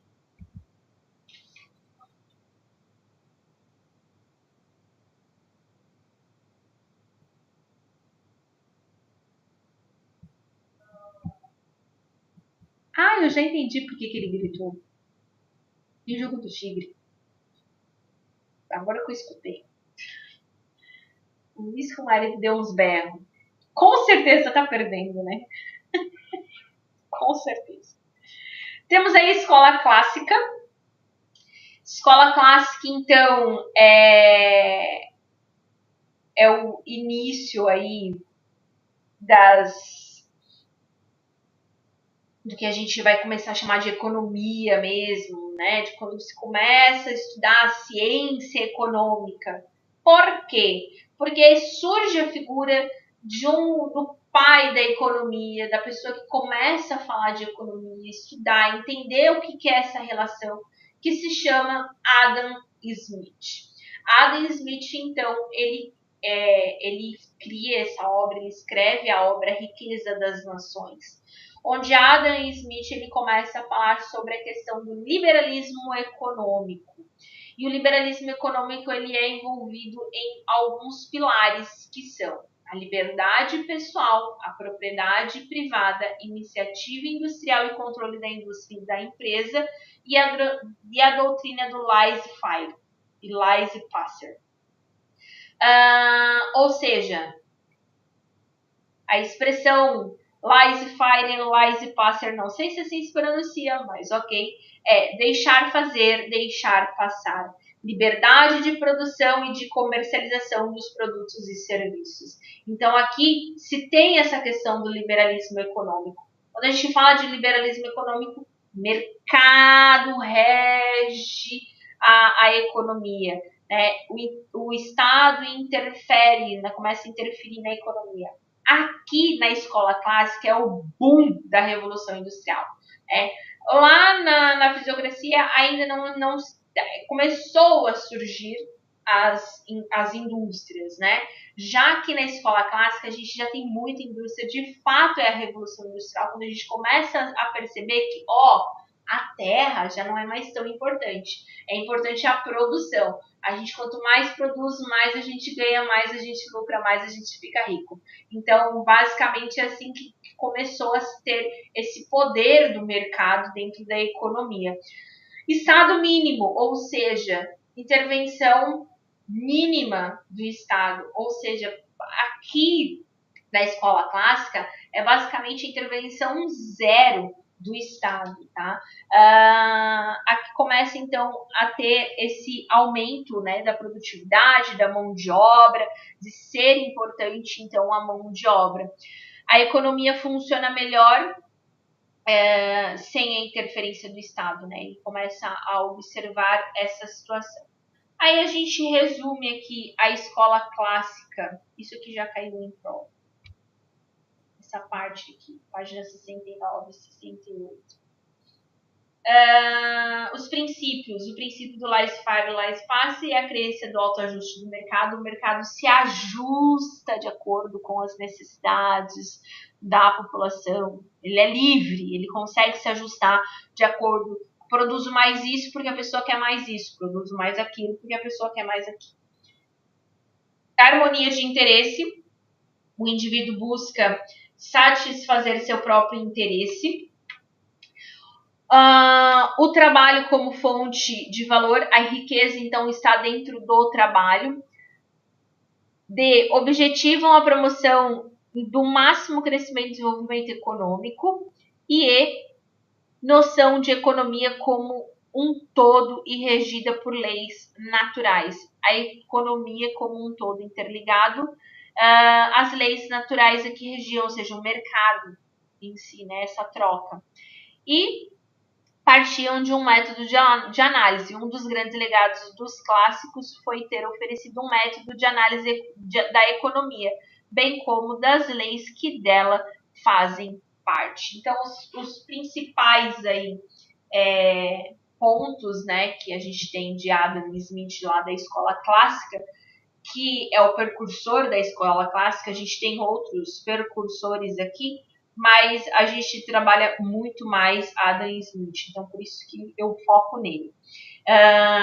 Adam Smith, então, ele tem essa questão da expansão do mercado, ele observa que a gente precisa expandir o mercado. O país será maior se a sua produção, se a sua quantidade produtiva for maior. A teoria do valor do trabalho, o trabalho faz o valor do produto. Os agentes econômicos são egoístas e racionais, com a mão invisível. Então, a mão invisível que foi criada, né, pelo Adam Smith, a ideia, né, que aparece ali, a ideia da mão invisível e da autorregulação do mercado economia. Adam Smith sustentava ser necessário deixar agir a livre concorrência, de modo que os agentes econômicos encontrariam o equilíbrio de maneira natural, através de uma mão invisível. Com essa teoria, defendia que todos os agentes, na busca por lucrar ao máximo, acabavam promovendo o bem-estar de toda a sociedade. E como se a mão como se a mão invisível orientasse as ações do mercado e da economia sem a necessidade propriamente da atuação do Estado para isso. Portanto, via o mercado única e exclusivamente como regulador das decisões econômicas de uma nação. Uma das passagens de seu famoso livro ilustra esses pressupostos. Não é da benevolência do padeiro, do açougueiro ou do cervejeiro que eu espero que saia o meu jantar, mas sim do empenho deles em promover seu alto interesse. Então, o mercado que tinha que se promover para poder, então, eles fazerem as pessoas terem essa vontade pelo consumo de um determinado produto.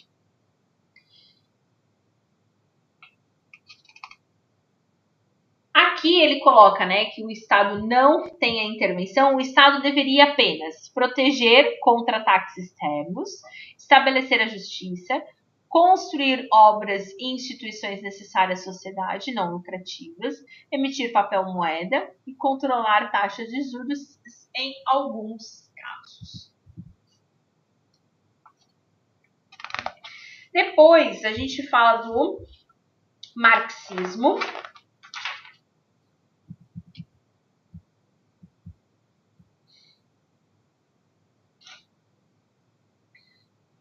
O contexto seguiu a Revolução Industrial e a consolidação do modo capitalista de produção foi marcado por inúmeros problemas socioeconômicos. Por um lado, se haviam superado por completos os requisitos do feudalismo. A consolidação do novo modo de produção, com base na indústria, acarretou inúmeros problemas, entre eles pobreza das massas, desemprego, superexploração, inchaço das cidades, poluição, desigualdades e entre muitos outros. Eu falo que eu vou lendo essa questão de história e vou trazendo séries Netflix na cabeça. Quem já assistiu O Alienista consegue visualizar exatamente esse trecho, assim, e consegue ver que começa a se ter, o capitalismo começa a se ter essa questão de classes, né? A diferença de classes. E justamente isso, você consegue observar que as pessoas começam a sair do interior e começam a ir para a cidade, que no caso a série se passa em Nova York, né? Então o pessoal começa a migrar para as cidades justamente em busca dessas grandes empresas. Então aí se tem muito essa questão da imigração, né? Enfim, e aí você começa a ver a pobreza surgindo. Então, a gente consegue ver bem essa diferença, né? O desemprego das pessoas que começam a ir para a rua, a mendigar, a se prostituir, enfim, por questão do desemprego. Então, aqui o marxismo ele começa a olhar para essa parte que o capitalismo pode ter dado a questão das indústrias. Porém, de um outro lado, a gente tem esses problemas. Então, por isso que falei, neste contexto, Karl Marx, com o auxílio de Frederick Engels, formulou uma crítica à economia política clássica como uma forma de entender a realidade. E mais do que isso, engajar-se em transformá-la. Então, Karl Marx ele já teve essa questão de ser um pouco mais radical e ele defende muito essa questão de intervenção do Estado. O Estado ele precisa interferir para que não tenha esse problemas, né, que a sociedade começava a sofrer. Karl Marx tem a figura de que ele defende de que o capitalismo é algo que vinha para explorar as pessoas. Ele não via como algo que era positivo, ele via como sendo algo de exploração. Ele explorava os outros, o dono da empresa, né, explora os outros para ele ficar rico, enquanto os outros não ficam ricos. Basicamente assim que ele bem, né, a tua escola acaba se defendendo.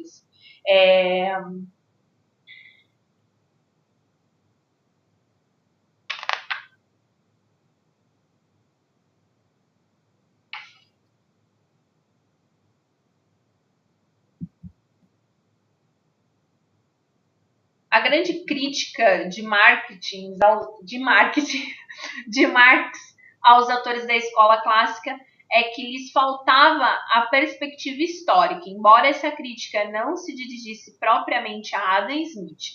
Na opinião de Marx, se tivessem estudado história, mas com mais cuidado, teriam descoberto que a produção é uma atividade social e esta, por isso, assume diferentes formas e modos, dependendo da organização social. Por isso, podemos dizer que uma das características desse pensador era justamente não conceber os fenômenos socioeconômicos através das leis naturais e eternas.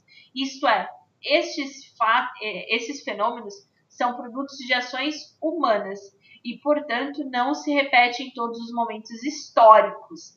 E isso é diferente do pensamento clássico, que muitas vezes procurava dar um sentido de naturalidade ao modo de produção capitalista.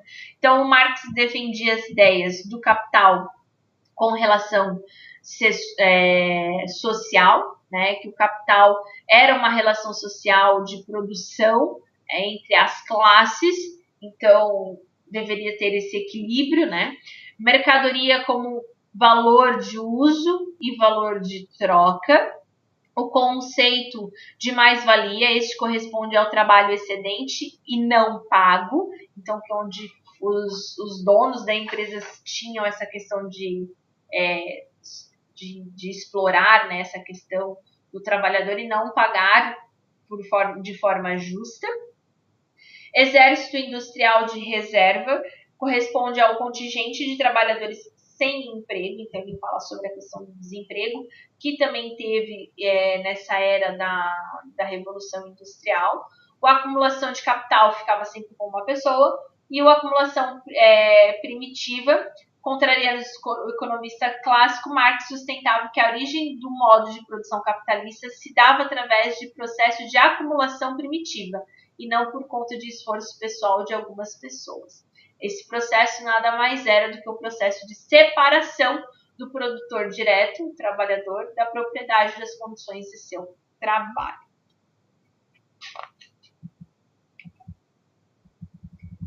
Aí a gente tem os economistas neoclássicos, prometo que já está acabando.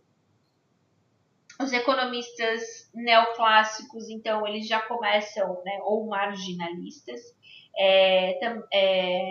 começa a ter essa influência, né, da década de 30 ali, da teoria geral de Keynes, enfim, são influências que vão começando a ter no neoclássico, onde eles começam a pensar novamente sobre o livre mercado, onde tem a questão do trabalho com utilidade. Então, o trabalho vem da utilidade de produção, o quanto eu consigo produzir e como eu consigo produzir. A produção começa, então, a ter um outro olhar, né? Ele começa a ter novos preceitos, novas formas de acontecer. A teoria política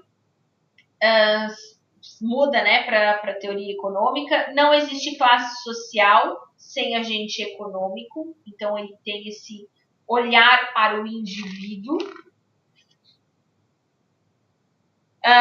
Marshall é um dos economistas neoclássicos, né, e ele fala das ideias que vêm. Marshall traz muitas ideias que ainda muitas economias colocam em prática até hoje, na questão da racionalidade do indivíduo, da concorrência perfeita, né? Então, se tem essa questão de concorrência perfeita, os economistas neoclássicos baseavam em sua análise um sistema econômico pautado pela concorrência perfeita. Nesse sentido, existiram muitos compradores, muitos vendedores, empresários pequenos, individualistas, independentes, produtos homogêneos e preços uniformes.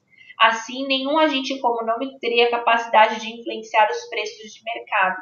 Além disso, as decisões eram pautadas pela racionalidade e pelo pleno acesso à informação. Então, tinha essa questão, né, da concorrência perfeita, daquele, um celular, beleza, um celular tem que custar R$1.000. Então, todo mundo tentava manter esse padrão. O creme tem que custar R$20. Então, todo mundo mantinha esse padrão. Concorrência perfeita, onde todo mundo conseguia vender, todo mundo conseguia lucrar. E também a ideia de utilidade marginal, que é uma dos principais fatores que a gente fala da economia neoclássica, que a utilidade de cada bem relacionava-se à sua capacidade de satisfazer as necessidades humanas. A utilidade marginal a gente estuda novamente lá na unidade 2. Então, à medida que se consome um bem, diminui a satisfação, ou a utilidade de cada uma, a unidade adicional consumida desse bem. Sabe quando eu falei ali do biscoito, da bolacha? Que eu como um biscoito, delícia. Como 2 biscoitos, delícia. Eu como um terceiro biscoito, beleza, já tô ficando cheio. Eu como um quarto, ok, não quero comer mais. Utilidade marginal, que é a questão que à medida que eu vou consumindo, a minha satisfação vai diminuindo, tá? Economia keynesiana, ela vem, a última economia que está aparecendo aqui, ela vem novamente, Estado vai interferir, percebem, né, que interfere o Estado, libera o Estado, interfere o Estado, libera o Estado, é basicamente essa ordem, né? Aqui agora, no neoliberalismo, neoclássico, desculpa, libera o Estado, agora quer dizer, libera o mercado, agora que libera o Estado, agora tem intervenção do Estado. O keynesiano, ele tem essa questão de intervir o Estado. Novamente, ele fala que o capitalismo falha, que o capitalismo é falho, que ele não é totalmente absoluto, que o aumento dos... que não há pleno emprego, não consegue ter essa questão de que todo mundo vai conseguir se manter empregado, né, dentro dos estímulos do mercado. Existe recessão, necessidade do Estado atuar para diminuir a recessão. Receita adotada dá até hoje até hoje em época de crise. Então, é uma forma que muitos países acabam adotando em épocas de crise. Ele propõe, o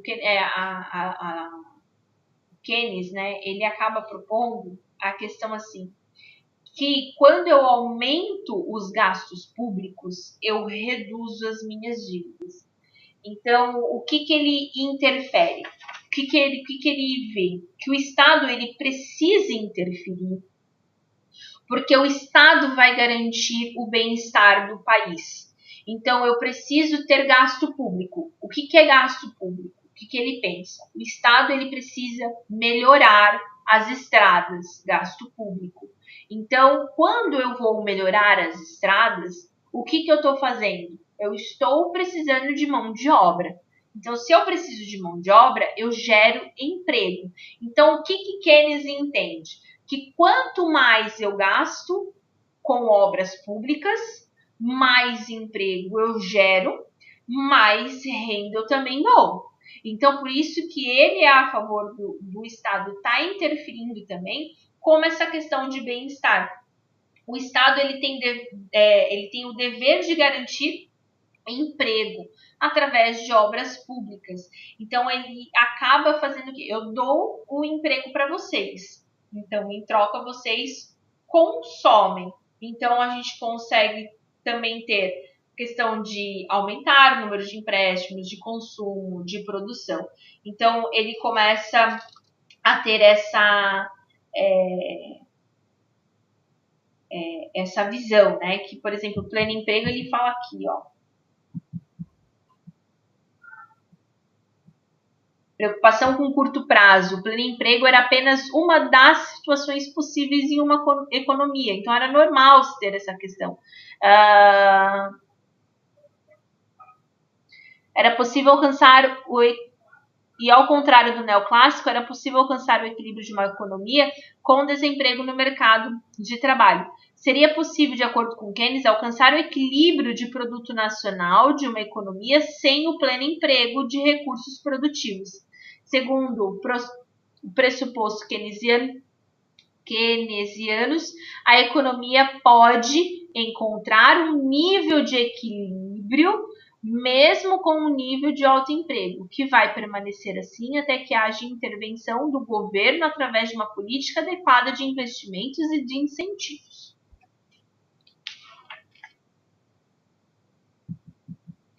E já a economia pós-Keynes,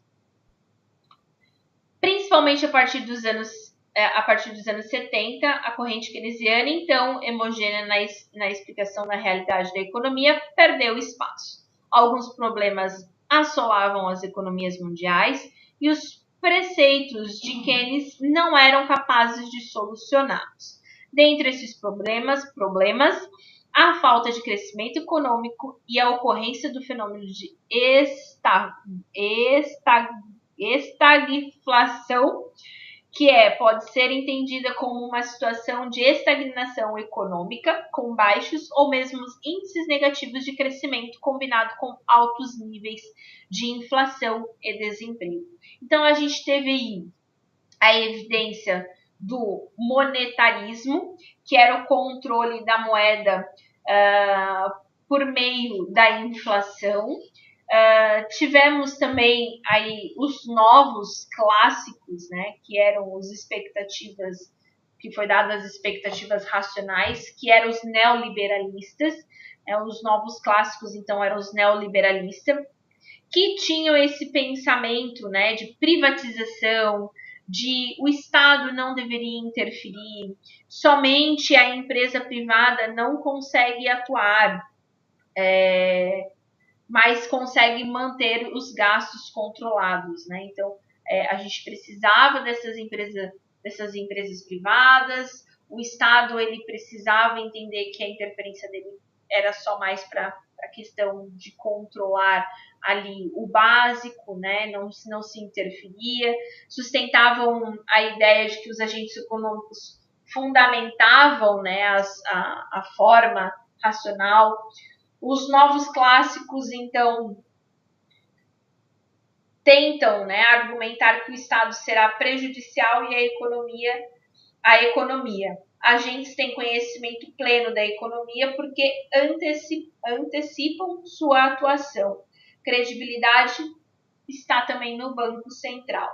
O Estado, para o novo clássico, o neoliberalismo, ele é inútil.